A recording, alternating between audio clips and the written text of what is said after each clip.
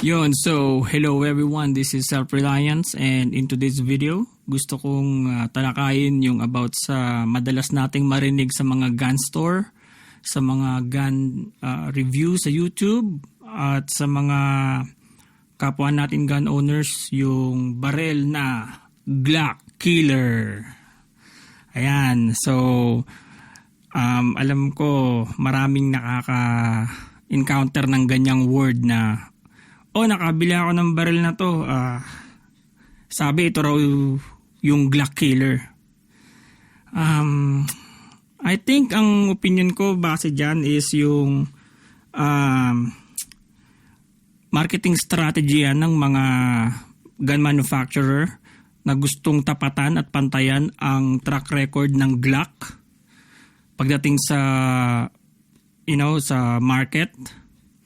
And for me, siguro kung hindi mo pa tukoy kung ano yung gusto mong purpose para sa gagawin mong desisyon sa pagbili ng barel, tulad sa mga nauna kong videos, siguro yung circle of friends mo ay nag-i-sport shooting, sumasali sa competition, or di kaya tawag dito, fan kayo ng mga customized na barel, mga magagaan ng trigger, malalaki ang magwell, ang mga holster, yung mga quick draw, pati yung mag pouch. Yan, siguro.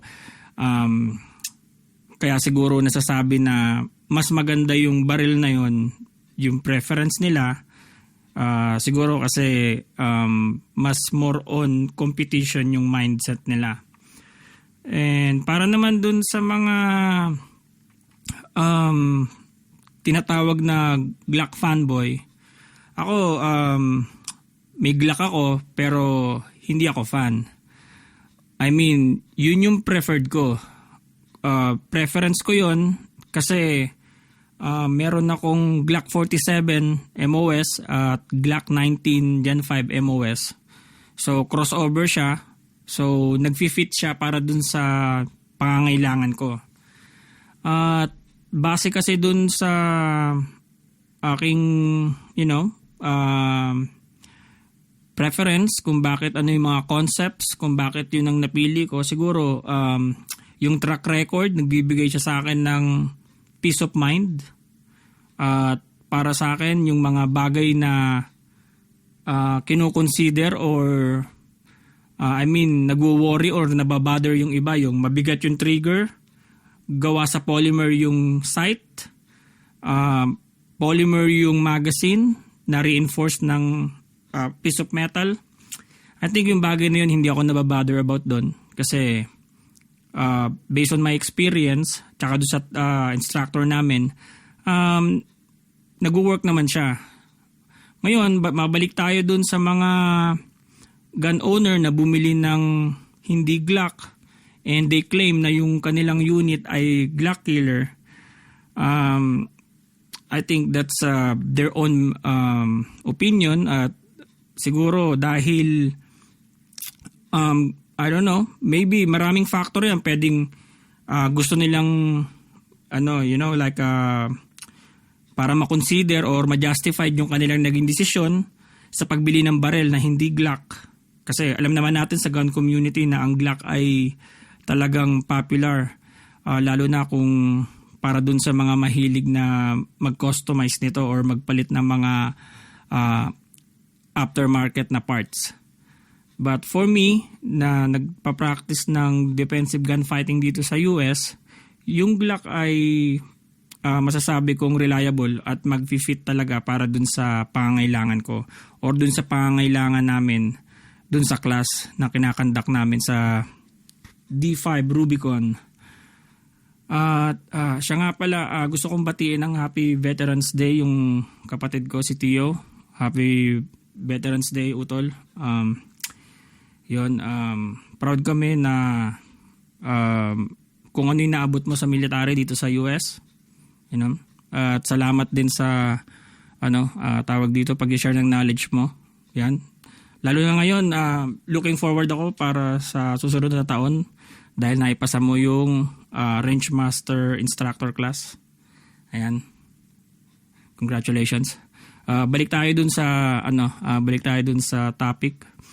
Siguro kung kilala mo na yung sarili mo at alam mo na tawag dito na yung reason mo sa pagbili ng barel is in the future sasali ka sa competition or yung circle of friends mo para maging in ka dun sa peers kung saan ka naka in circle, bili mo lang yung makakapagpasaya sa'yo. But it doesn't mean na meron tayong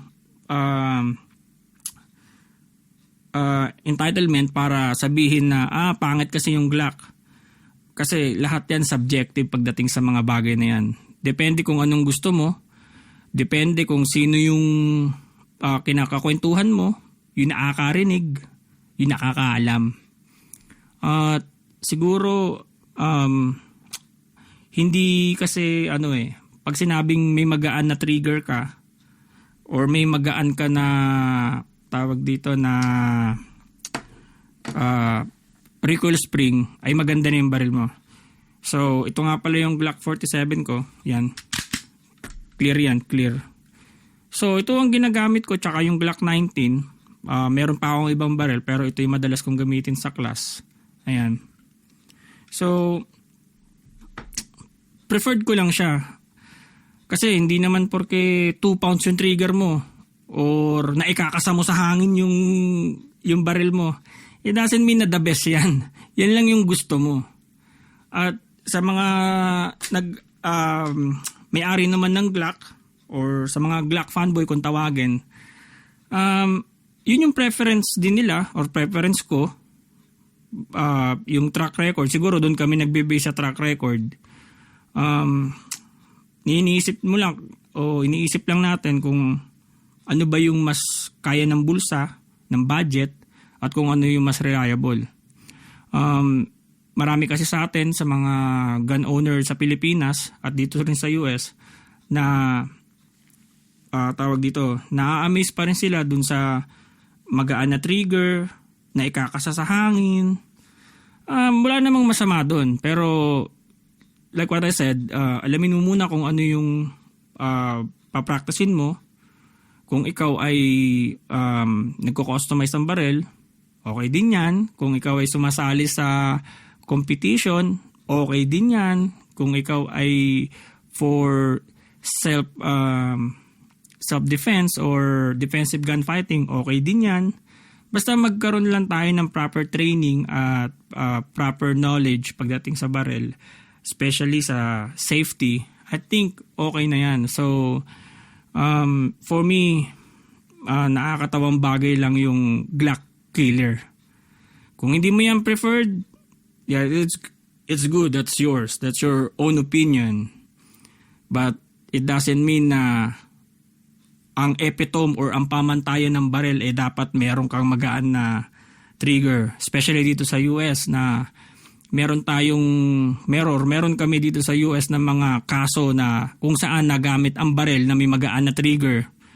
Nagamit yung especially sa Glock na may tatak siya ng Punisher at alam naman natin na si Punisher ay vigilante. So kapag ka nagamit mo yan dyan, hindi malayong gamitin ng prosecutor yung appearance ng baril mo based sa pagkatao mo. Kasi hindi mo naman ilalagay yun doon kung wala kang mindset na ganun. Or maaaring pwedeng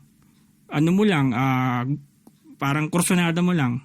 Who knows, but bakit mo bibigyan ng tsansa na mahanapan ka ng butas ng prosecutor just in case na magamit mo yung firearms mo sa self-defense?